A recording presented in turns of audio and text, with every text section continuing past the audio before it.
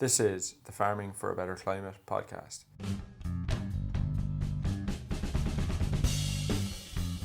Hello, my name is David Bell and I'm one of the consultants with SAC who work within the livestock team. And today I've been joined by Seth Wareing from the Stabiliser Cattle Company and Robert Gilchrist from the Aberdeen Angus Cattle Society. So welcome to you both.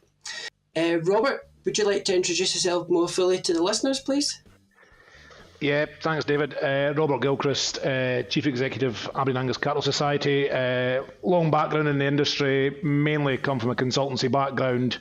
And for both of our sins, Seth and I worked together in the past. So when we were both at Keenan. So yeah, we've been in the beef industry a long time. Thanks for inviting us on. My name is Seth Wareing. I'm the business manager of the Stabiliser Cattle Company. As Rob said, I've spent the last 20 years working along in the beef, all the way from farm right the way through to fork. And just very briefly on the stabilisers, in case anybody doesn't know anything about the stabilisers, we're a composite breed. We are the labradoodle of the beef cattle world, where we get the best of other genetics and we pull them together to create the most efficient animal, and we do it all breeding by numbers. So anything that is to do with data capture and looking at the best, most efficient animals is where we source from. No, that's great. Thanks both for that. So the reason we're here today is really to discuss feed efficiency in cattle. So when both of you hear the term feed efficiency, what does that mean to you? So Robert, what essentially does feed efficiency mean for you? David, I think the simple fact of the matter is beef production, or most meat production, is 70% is feed. So feed efficiency is the best use of that resource to get an outcome. You know, you can take it all the way from the cow-calf piece. You know, a cow without a calf's not a very feed-efficient animal, right the way through to full-on testing through feed bins and microbiome-based breeding and all sorts to see where you go from there. So, you know, feed efficiency is a really broad topic, and I think from the fact that you have got me and Seth here, we're going to disappear down so many rabbit holes on it. It's going to be great fun. Seth, do you see that in the same way? Yeah, absolutely. I mean, the topic itself for feed efficiency is massive, but you know, just to take it back to its very basics, it's just about how well that animal converts feed into production. And obviously, when we're looking at it from a beef side, it's feed into beef, and how that animal can utilise so how the animal can utilise the food better, and really, it's about selecting those animals that are the most feed efficient, so that the total amount of feed needed to get that animal to a slaughter weight is as small as possible. Yeah. So why do you think breed societies should be interested in this? Yeah, that's a good one. Let me jump in on that one. So we've, as a breed, we have been really interested in feed efficiency for a number of years. We got funding through what was then TSB to put feed efficiency testing in cattle, because we realised, 15 years ago that when you look at the other meat industries, the pigs, the poultries, and what they've done in that ability for the animal to grow quicker while at the same time eating less feed, it's been massive. And we know it's a hugely untapped potential within the beef world. So we got funding about 13 years ago to put those feed efficiency test bins in. We've been testing feed efficiency now for those last 13 years, and what we found has been amazing. But I think and I'm sure that as we go through this podcast, we'll have the opportunity to discuss those sort of things. But I think from a breeding point of view, obviously the benefit of breeding is it's cumulative and it's permanent. And if we can have animals that eat less feed but gain at the same or better rates than we've had in the past, from a profitability point, an efficiency point, a use of resource point, a sustainability point, however you want to look at it, those animals are going to be delivering more. Yeah, especially with sustainability being quite a major topic in the limelight at the minute.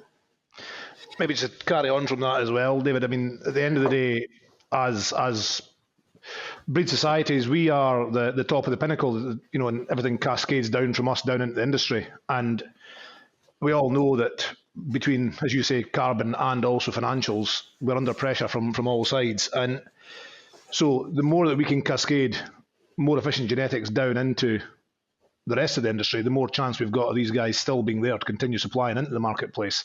Because without a customer base, the guys that Seth and I look after as breeders, they haven't got people to sell cattle to. So we need to look at the broader piece there as well and trying to make sure that we have people there to take genetics on and continue to produce into the future and continue to do it both sustainably, profitably. Yeah.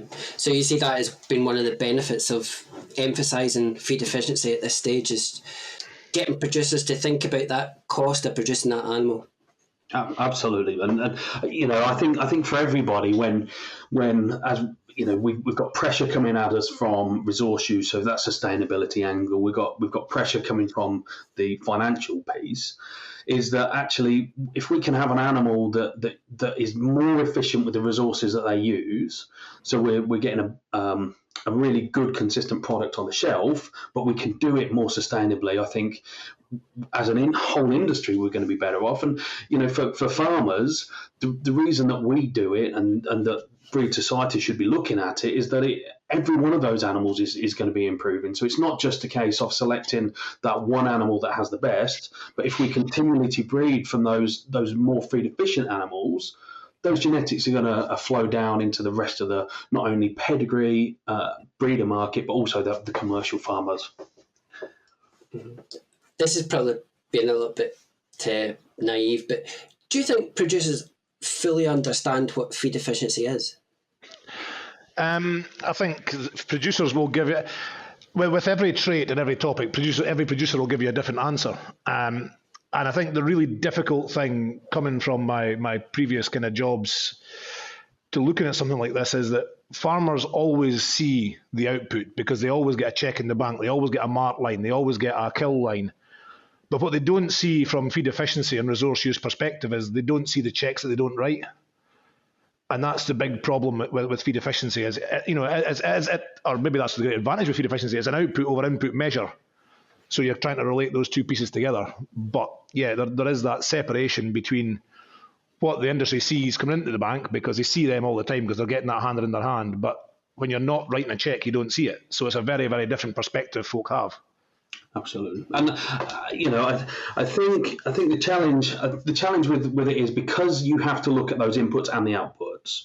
Half of that equation is really easy to measure. The outputs are really easy. Most beef farmers now have cattle crushes, they've got weigh scales, they've got EIDs. They know how to record that, and they know how to select for it because you're either getting the cattle away heavier or you're getting them away sooner. You know that the live weight gain on those animals is better.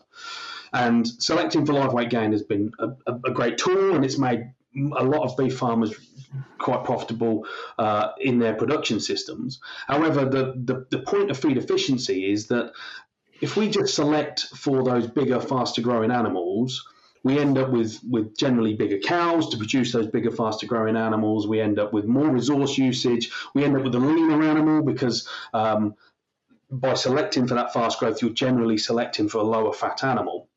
And so we've managed to do that really well in UK, but because the other half of the equation, that input equation, it's quite a hard one to measure. It's quite a hard one to monitor, and to do it on an individual basis, it costs quite a lot of money to do it.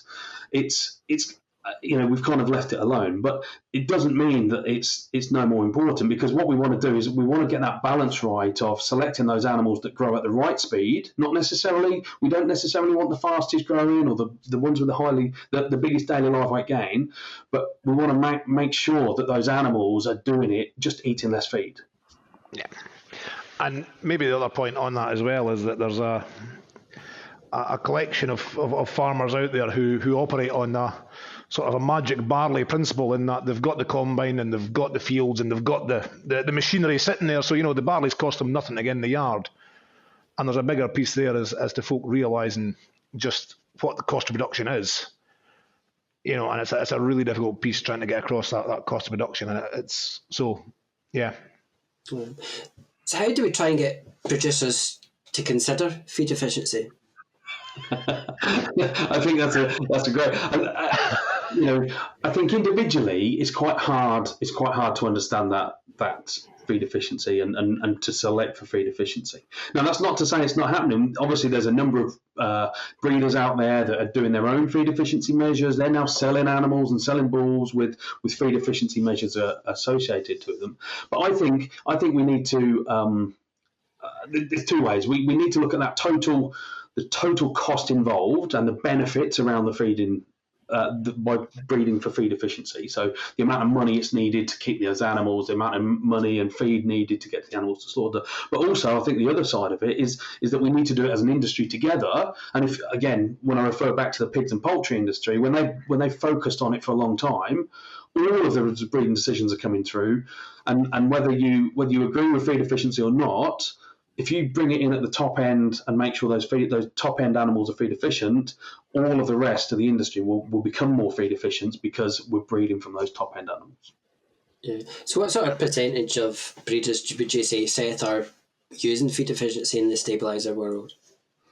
Well, we're fortunate because we've been doing our trials for so long. We have got an EBV for every animal in our database on feed efficiency. Obviously, we have to keep doing our feed efficiency testing. And what we've seen is when we first started getting those EBV figures, which was about 8 years ago, there was a lot of interest around them, but not many people made breeding decisions based on them. Now we're seeing a lot more people actually focusing on that because we are seeing these challenges around cost of keeping a cow and the feed needed. So more and more people are now looking at those animals that have a really good feed efficiency, not necessarily from the offspring point of view, which is always a bonus, but from those cows that are going to be on the farm for 10, 12 years. In that lifetime of an animal, you can have a more feed efficient animal.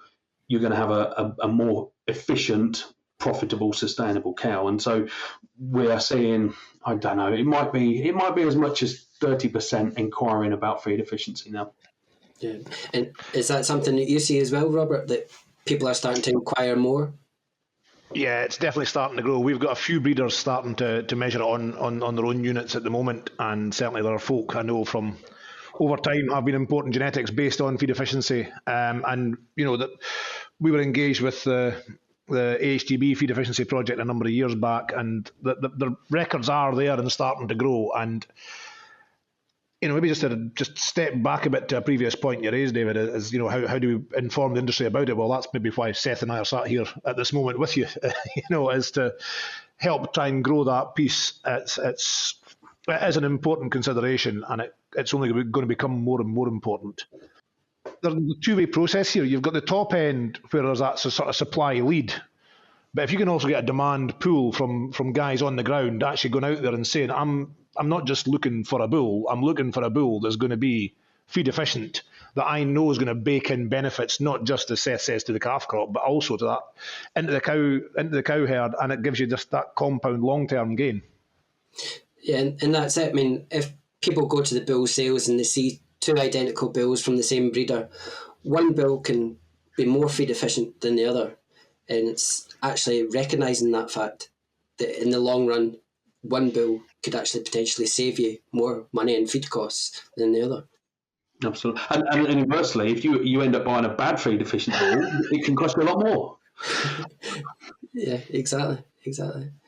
Well, I mean, if you look at the sort of spread between top ranked animals, or just on the actual intake out of bunks, you know, you can be talking 2-3 times easily a day or per kilo the animals are eating, and it's a significant difference.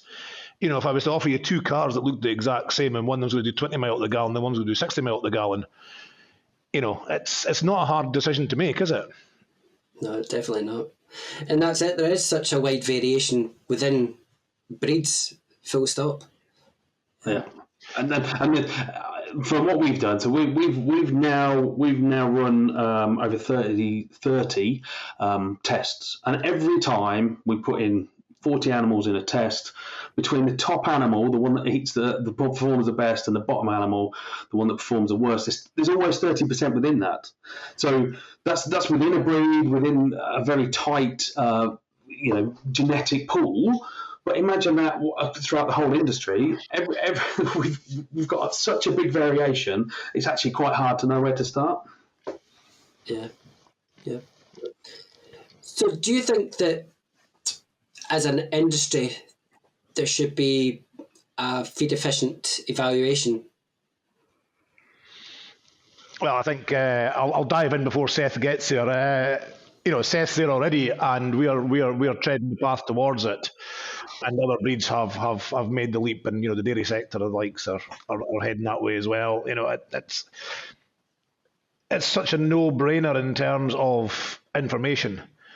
And I think one of the great things about feed efficiency versus some of the other traits is it's not a single trait selection, because actually it balances a lot of things. To Seth's point, if you relentlessly pursue growth, what you get is something like me, which is a bit big and rangy. Whereas, that's not always what the marketplace is looking for, and also what profitable farming is looking for. So by working through that feed efficiency piece, you get a much more balanced end goal for industry to use. Yeah, and yeah, look, do I think that we should be doing it as an industry? Absolutely. I think beef as a whole, we need to start working more collaboratively together. And if there was a central location that we could all do our testing, then that would be great. I understand that it's hard and the health challenges around it. But yeah, as a you look at all of the other livestock industries. They've all got performance figures. They've got numbers. They make their breeding decisions based on those. And currently, we're missing a big chunk of those. So anything that can be helped to gain those numbers is where we need to go. But I think also as an industry, the way we sell pedigree cattle has had a big factor on that, in the fact that we're competing against our neighbours, we're competing against somebody else down the road to produce our own best version of whatever type of breed of animal we want. And then when we start looking at efficiency measures, the animals that we've been breeding for show ring aren't necessarily the animals that are going to be the most production efficient. They look amazing, there's no getting away from that, but an efficient production animal might be slightly different. And so I know some of the challenges that have happened in the past when the feed efficiency project was up and working, is that I know certain breeders weren't keen on putting animals in case their animals perform badly. So it's almost better not knowing and not having any negative impact than putting animals in and trying. Now, obviously, we've worked through that with ourselves, and I know that the feed efficiency, the project that was set up with the Limousins and with the Anguses, it's not far away from having measures coming out of it now. But it's been a long, hard slog, and it's been, I don't know, is it probably been 7, 8, 9, 10 years? It'll be 9 years anyway, yeah. So look, I just think, yes, I welcome all central testing or central evaluation, even if we don't want to necessarily test centrally, but a central evaluation that would allow farmers a greater understanding of true efficient production figures. Yeah, it's at the end of the day, the more data we can bring to the party, the more we'll get back from it. It's the same old story. We're looking at some other traits at the moment, and guys say, well, we're only going to get a few records for a start, and say, yeah, but a few records soon grows. And the more you get in, the more it becomes credible. The more credibility you get, the more records you get, and it becomes this cumulative factor. But maybe just to pick up on one of Seth's points around the show ring look, and I think we also have to recognise within all these factors that we can go for the very, very best of animals on a measure, but if it can't walk, it's not very feed efficient either. So I think we've got to make sure that we select for a balanced piece, that an animal that can walk, that's feed efficient, that's going to give you a live calf. I mean, that's always a good starting point, isn't it? The calf's actually on the ground and breathing. There has to be a recognition within all these, with any trait selection, that it does also have to be a functional animal that walks in a straight line and does a good job. Practically, how would we measure feed efficiency? Yeah, so there's a number of ways to do that, but the measures that we've got to record. So we obviously have to record how much feed that animal is eating, and we need to be able to do that on an individual basis. And then we need to be able to record how much that animal's putting on.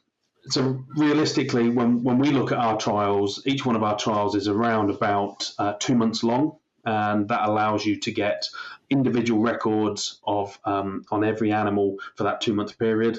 During that time, the animals are weighed every week.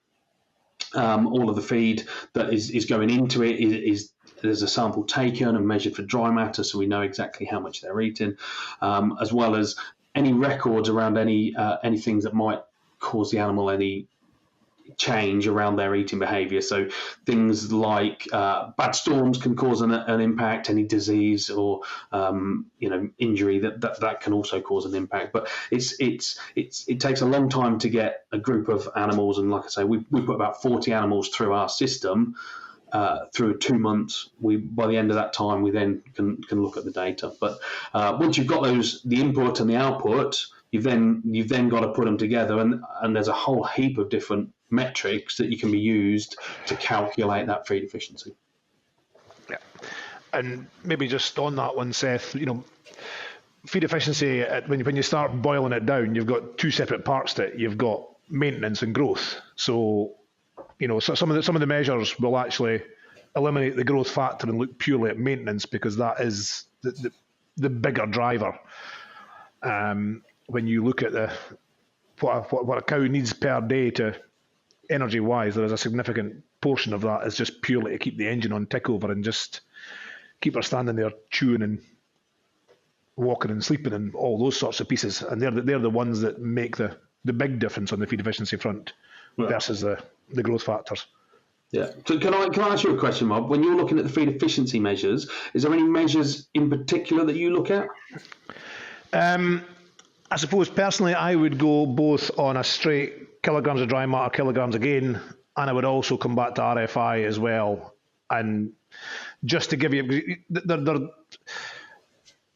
that kilograms of feed, kilograms of gain is an absolute measure effectively, whereas the RFI then boils it down and extracts that maintenance factor, and it just gives you probably quite a balanced comparison. Yeah, absolutely. So RFI, residual feed intake. Yeah, absolutely. I think without getting too geeky, I think we've just got to be careful because it is such a complicated system and there's all these different measures for it. Generally, selecting for feed efficiency, no matter what the measure, is going to help improve profitability, sustainability, bottom line, all of that sort of stuff. But yeah, I think it's just something that's worth bearing in mind that if you are selecting purely on that that straight how many kilos of feed is needed to a kilo of gain. If, as with any other trait, continuously select for that, you can end up having an inverse effect, and that actually means leaner, taller animals. But that's where the RFI, residual feed intake, or the NFE, the net feed efficiency, comes into it. It just makes sure that it balances all of those different inputs with the outputs. And again, from a farmer, if a farmer's listening to this and thinking, oh my gosh, he's just mentioned 6 different acronyms, and we're going to look at this measure and that measure.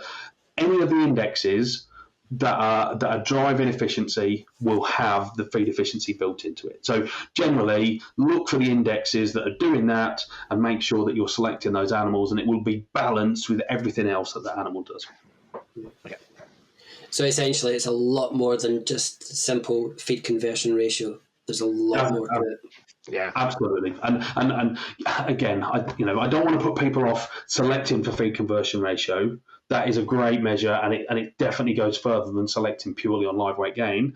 But just be careful. But if it's built into the index will take all of those other challenges around and make sure that the index is balanced.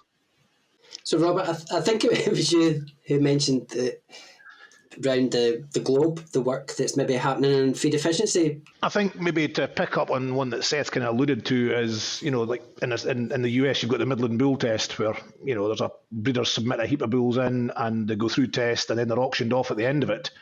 And the performance information comes out the other side of that. And another one to pick up is just across the water from us in Ireland, the the whole ICBF piece where it's one central database and the animals are run through. And it's not even the animals, it's their progeny, so you're actually getting a more industry effect. So I'm not aware of many significant beef-producing nations that are not doing something in this space, is probably a better way of describing it. Absolutely. You know, I've been very fortunate in my career to travel around, and I've seen feed efficiency units in Australia, New Zealand, and there's a heap of them in America, all over Europe.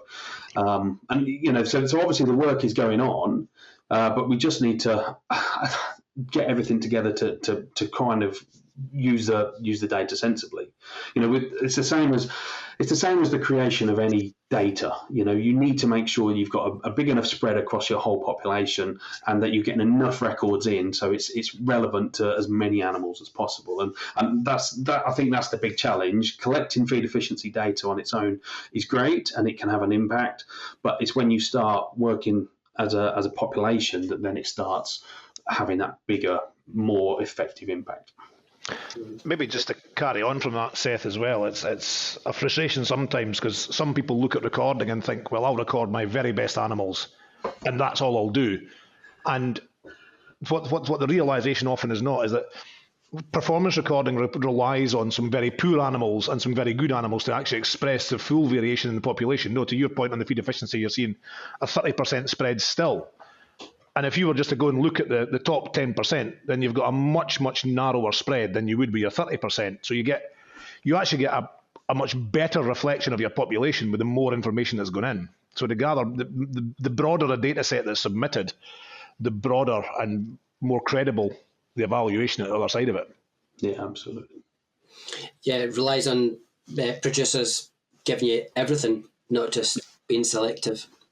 Yeah, absolutely. Yeah. And you know, that's where the ICBF wins, is that the fact it collects all of the data from all of the producers all over the country, and you know, it allows their evaluation to make a really good prediction on all of those things. Maybe just as a plug for Harriet along the way here, but you know, there is the National Beef Evaluations that are doing a small subset of slaughter data and using BCMS data at present, but yeah, ICBF, I do look with much envy at the level of data that they can get their hands on. I mean, you know, as we said, you know, Seth and I are probably the geekiest pair of individuals in this in this field, so it's brilliant to be able to get your hands on that sort of stuff. Yeah, so AHDB are running their national evaluations and starting to progress that further. And it is using population data as opposed to just a select few. So if you were to have a crystal ball, say in 10 years' time, do you see feed efficiency being one of the traits that people will be using? Absolutely.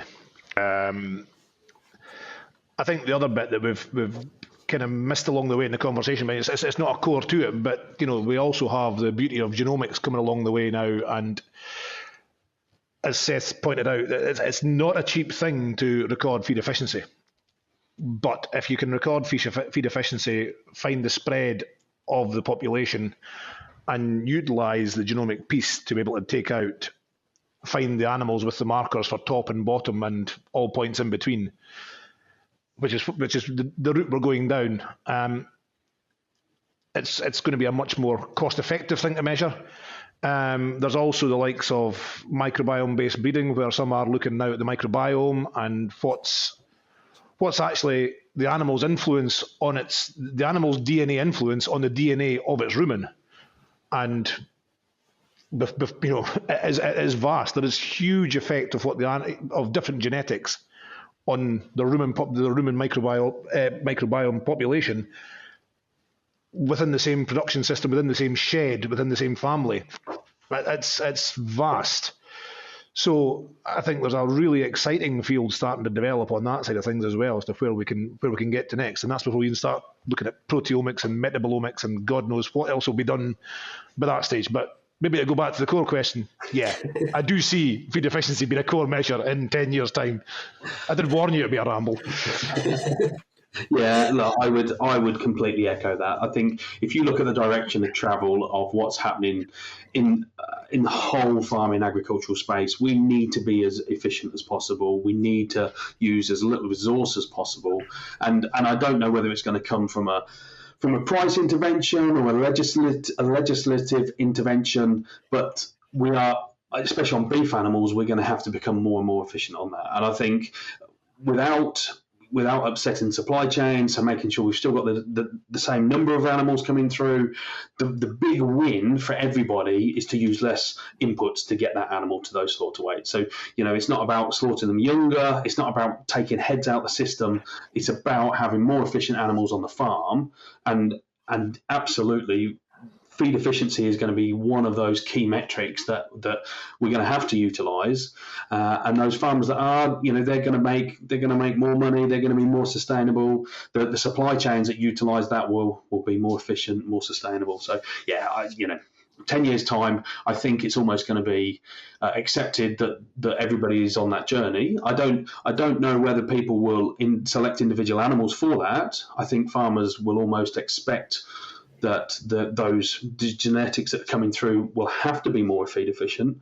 But again, if you look at what the pigs and poultry have done, and the amount of the kilos that they can produce off of 1 kilo of feed now is phenomenal. So I think we've got a long-term goal of good levels of progression going forward, and I think we can do it without upsetting the rest of it. Still maintain that quality product. When people want to eat on a Friday night, they go out and have a steak. So yes, it's just going to be a more efficient, high welfare, high sustainable product. Yeah, and you raised quite a good point there. It's not only does the animal have to be feed efficient, but the quality of the meat it's producing has to be acceptable for the consumer.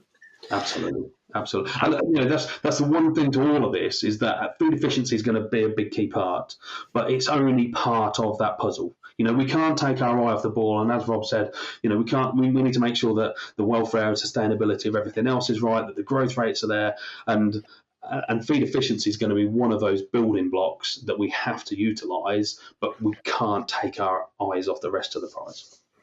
Yeah, to your previous points, pork and chicken have far better feed efficiencies as ruminant production does, and by the very nature of it, we're never going to reach 1.6, 1.7 kilos of feed to 1 kilo again.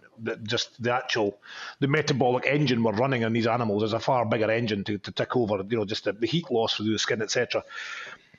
So we have to recognise the fact that we don't want to be pork and chicken. We don't want to pursue to the nth degree. It still has to be a product with flavour, and there are those out there that would suggest some of those competing proteins are more of a sauce carrier than an actual eating experience. And what we're all about is putting a product on the shelf that the consumer wants to eat, and feed efficiency removes an element of the perceived climate guilt that might be in there.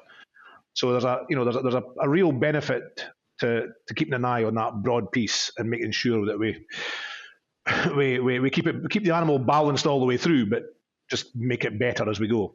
Absolutely, and we do it from the natural resources that cows and cattle have used. So it's really about forage efficiency, making sure they can utilise that forage. We don't want to turn them into monogastrics where we're putting a lot of concentrates into them. We want to do it as naturally as possible. Let's keep the countryside looking well through the management of cattle on up on those areas we can't do anything else with.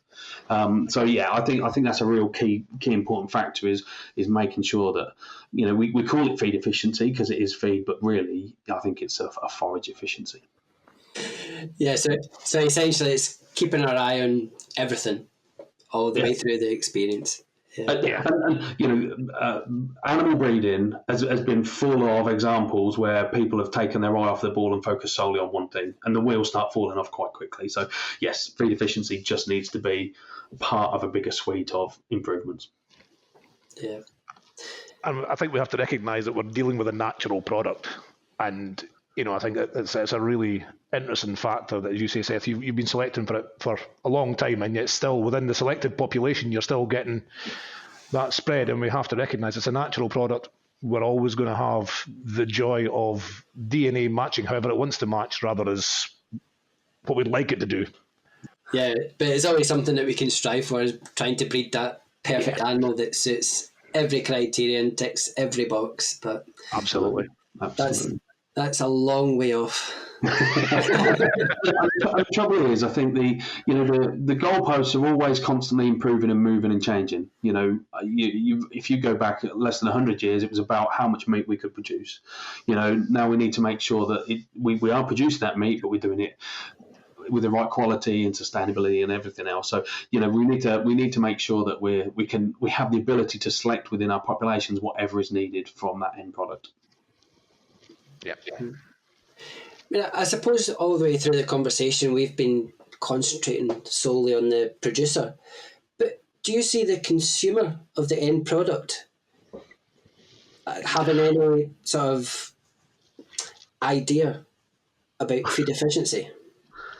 I think we've touched on it a number of times, both of us, with words like sustainability. I mean, it's one that industry isn't always a big fan of, but the consumer wants to think that piece of meat is on the shelf in a fashion that is in agreement with their beliefs. And I did say a short ago there, and it's a phrase that I've heard a number of times, is climate guilt. And there's a subset of population that have a guilt around eating meat. So if we can deliver that onto the shelf, and feed efficiency is one of the key ways of doing that, because at the end of the day, if you're not doing it feed efficiently, then it's either heat loss or methane loss, but it's resource that's been produced one way or other for no return, that's been consumed by the animal and then getting lost. So, yeah, I think consumer acceptance would, again, it can only be good. Yeah, I don't think they're looking for it, but I think they expect it. I think the whole point of British beef is that they expect it to be a happy animal walking around outside, eating grass, doing all those good things that cows do. And I think they expect it to be raised in the right way under the right conditions. I also think that they want that sustainability, and we talk about sustainability, and I know it's more than just carbon footprint, but for this example, a lot of people are feeling pressure, and we get told by the media that red meat has got more input resource and more water use and all of these challenges. So I think as an industry, we need to talk about actually how good it is, and the fact that we're on this journey to produce the same quality with a lower level of input, and therefore a lower carbon footprint, is only going to be beneficial. Yeah. So if I was to get you to sum up feed efficiency into a few kind of words, what would you describe it as? Yeah. Feed efficiency is how much feed is needed to produce a kilo of live weight gain. That's where I'm. I would skew it slightly myself, just with a slightly different version, but it's basically resource use efficiency. Is how can you make the best use of the resource that you have on your farm to get that optimal output to deliver that great eating experience to the consumer on the shelf. Well, I must say thank you very much to both of you. That has really enlightened me on what feed efficiency is and where the future lies, essentially. So all that's left to do is say thank you once again, and thank you for listening.